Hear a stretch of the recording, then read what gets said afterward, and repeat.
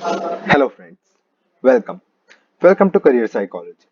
और आज हम बात करने जा रहे हैं एक काफी अच्छी साइट के बारे में जिसका नाम है वेट बट वाई। नाम से शायद आपको अच्छी लग रही होगी और ये है टिम अर्बन की। इनके बहुत अच्छे ब्लॉग्स हैं और इनकी बहुत अच्छी टेडेक्स टॉक भी है प्रोक्रेस्टिनेशन के ऊपर। सो आई होप अगर आप सर्च करेंगे तो आपको वो काफी अच्छी लगेगी। तो हम बात कर रहे हैं अब एक ब्लॉग के बारे में जिसका नाम है how to pick a career that actually fits you.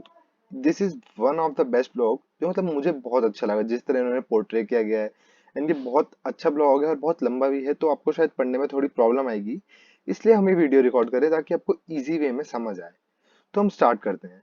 तो इसमें टीम अर्बन कहना क्या चाहते हैं, वो स्टार्ट ऐसे करते हैं कि जो करियर है वो हम सबको पता है कितना इंपॉर्टेंट है हमारी लाइफ के लिए, क्या डिसीजन है और जो सोसाइटी रोल प्ले करती है हमारी करियर चूजिंग के ऊपर वो किस तरह करती है। हमें पता है कि जब भी हम कोई करियर चूज करते हैं तो वो हमारे बिलीव्स के ऊपर बेस्ड होता है कि हमने कभी देखा हो कि हाँ हमारे रिलेटिव्स या घर में फ्रेंड्स या और लोग क्या क्या परस्यू कर रहे हैं। और ये सेम वो चीज होती है जब कोई अंकल हमें एक स्पीच देते हैं कि बेटा मेरे बेटे ने ये किया या मैंने ये किया और मैं सक्सेसफुल हुआ तो तुम्हें भी ये करना चाहिए। आई होप कि आप सबको समझ आ रहा हो कि हम कहना क्या चाहते हैं। इस पूरे पैराग्राफ में यही बात हो रही है कि एक सोसाइटी जो है वो किस तरह चलती है। हम ये बातचीत कर रहे हैं तो वो आउटडेटेड हो चुकी है, वो 45 ईयर्स पुरानी है जो उनकी मेंटेलिटी है, जो उनके थिंकिंग है। तो हमें अब खुद सोचना होगा कि हमें किस तरह वर्क करना है। तो ये एडवाइस वो देते हैं कि हमें किस तरह अब अपने करियर के डिसीजन को लेना होगा। हमें अंकल की थिंकिंग के ऊपर नहीं, हमें खुद के थिंकिंग के ऊपर वर्क करना होगा।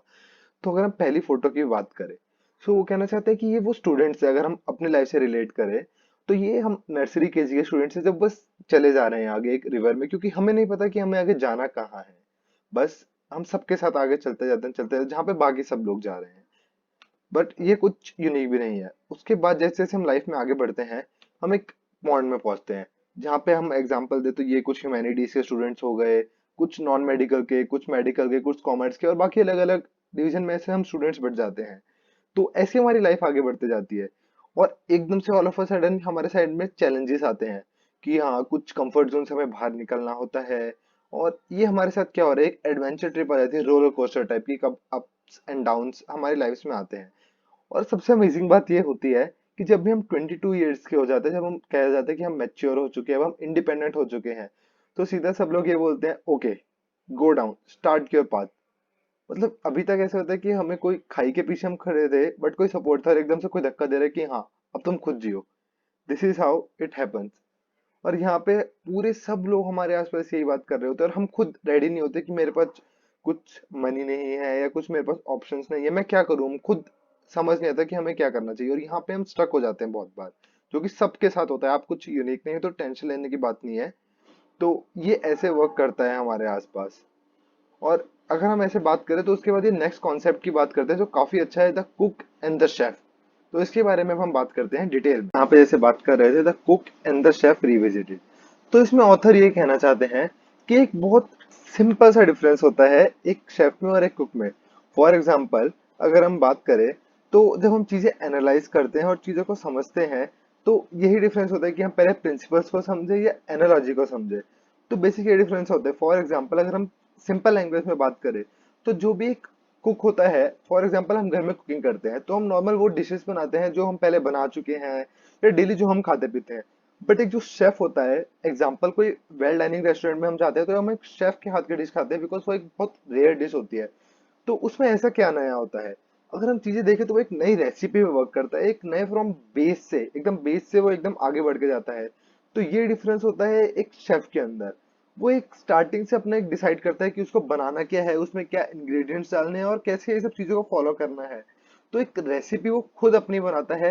यही चीज का डिफरेंस होता है इसके अंदर। तो यही डिफरेंस है जो इसमें मेंशन किया गया है, यहाँ पे आप देख भी सकते हैं, क्रिएटिंग वर्सेस कॉपिंग और ओरिजिनलिटी वर्सेस कंफर्मिटी। तो हमें बहुत ध्यान से समझ रहे हो कि यहाँ पे इसका मीनिंग क्या है समझाने का। तो जो शेफ अगर हम की बात करें तो शेफ बनने में बहुत टाइम और एनर्जी जाता है। और अगर हम बात करें तो मोस्टली लोग आपके आसपास ये बोलेंगे कि इसमें स्कोप नहीं है कि आप एक शेफ बन रहे हो, कि आपका ये तो तू मतलब हमारे इंडिया में स्पेशली बोला जाता है कि तू बावर्ची बन रहा है। स्पेशली बीएचएम में बहुत बच्चों को इंटरेस्ट होता है बट फिर भी वो ये फॉलो नहीं कर पाते। क्यों? क्योंकि लोग ये बोलते हैं कि स्कोप नहीं है।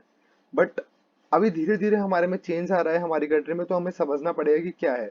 इस चीज को और समझाने के लिए अब इस ब्लॉग में बात हो रही है टाइम की। जी हाँ, आप कितना टाइम इन्वेस्ट करते हैं अपनी लाइफ में, ये पूरा ये वाला पैराग्राफ इस बारे में बात करता है कि कितने आवर्स हम कहाँ कहाँ जाते हैं।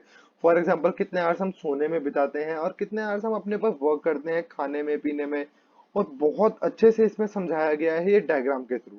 फॉर एग्जाम्पल ये जो नीचे आपको पाई चार्ट दिख रहा होगा रेड कलर का, तो हम कितना टाइम अपने स्लीपिंग, ईटिंग और बाकी सब एक्सरसाइज और इन सब चीजों में हम लगाते हैं। और चाइल्डहुड में तो हमें पता ही नहीं होता कब वो टाइम चला जाता है। अब आते हैं नेक्स्ट के ऊपर, जो मीनिंगफुल टाइम होता है वो हमारा होता है 2,50,000 आवर्स। अभी आपको बहुत ज्यादा लग रहे होंगे, बट हमें पता है कि कैसे टाइम भागता है। Even in this pandemic, how the time runs away from you, you know very well. और करियर के बारे में जब हम सोचते हैं और उस पर वर्क करते हैं, करियर का बेसिकली टाइम होता है हमारे 10th के बाद से कॉलेज के बाद पूरा जब तक हम एक जॉब करते हैं। तो उसमें हमारे इतने सारे आवर्स आते हैं, तो क्यों ना इसको मीनिंगफुल बनाया जाए।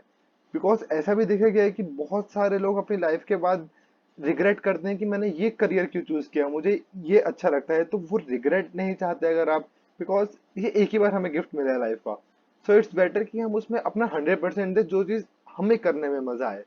तो पहले में बात करते हैं क्वालिटी ऑफ लाइफ, जो अभी हमने बात करी है बहुत इंपॉर्टेंट है। चाहे हमें कोई करियर डिसीजन ले, चाहे हम कोई अपनी शादी का डिसीजन ले, तो हम उसमें जितना टाइम अपना इन्वेस्ट करते हैं वो हमें रिटर्न में फ्यूचर में हमें दिखता है क्या मिलता है, तो उसका इम्पैक्ट बहुत अच्छा रहता है, स्पेशली करियर के ऊपर। क्योंकि हमें एक बहुत अच्छा time, for example just suppose कि हम 80 इयर्स के लिए हम जिंदा रहते हैं, तो उसमें 50 to 60 ईयर्स अगर हम देखें तो हम करियर जो हम काम करते हैं उस पर फोकस करते हैं। तो उस करियर को हमें इस तरह शेप करना चाहिए कि हमें उस काम में मजा आए, ना कि सिर्फ हम एक मनी फैक्टर हो। मनी एक होना चाहिए बाय फैक्टर, जिसको हम अगर आए तो आए पर हम अपने काम में एंजॉय करें। एक आइडेंटिटी बनती है हमारे काम के साथ।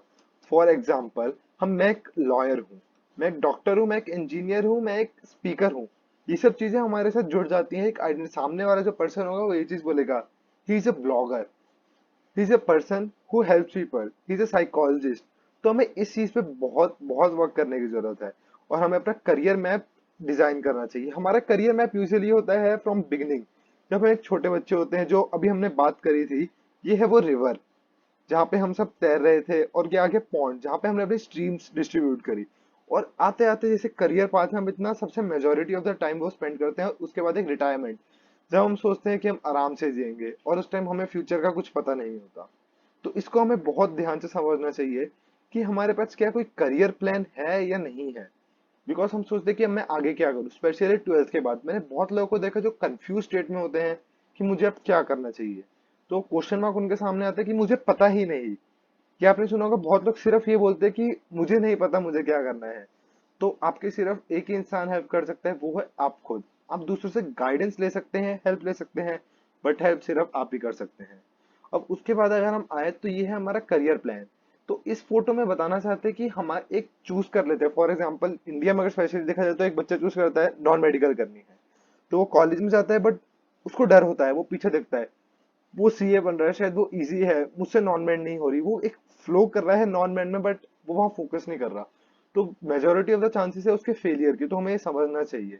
और सबसे इंपॉर्टेंट, अगर आपने एक करियर चूज किया है, फॉर एग्जांपल मुझे एक स्पीकर बनना है, और आप उसी डायरेक्शन में वर्क कर रहे हो, आपने जर्नलिज्म की फील्ड ली है, तो बहुत अच्छा है। लेकिन अब आपको इसमें भी चूज करना होगा क्वेश्चन मार्क लगा के कि क्या ये चूज मैंने ही करी है या किसी और ने करवाई है। ये बहुत बड़ा क्वेश्चन होता है जिसपे हमें फोकस करना चाहिए।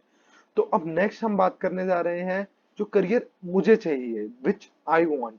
और एक करियर होता है एक रियलिटी कि जो जिसमें मैं अच्छा परफॉर्म कर सकता हूँ। और ये जो बीच में आप देख रहे हैं ये ऑप्शन पूल, जो हम जैसे आपने वेन डायग्राम में सुना होगा, तो ये है वो इंटरसेक्शन पॉइंट जहाँ पे हमें देखना है कि रियलिटी क्या है और हमारे जो वांट्स है वो कैसे आपस में मिल रहे हैं। तो ये बहुत इंपॉर्टेंट है जानने के लिए।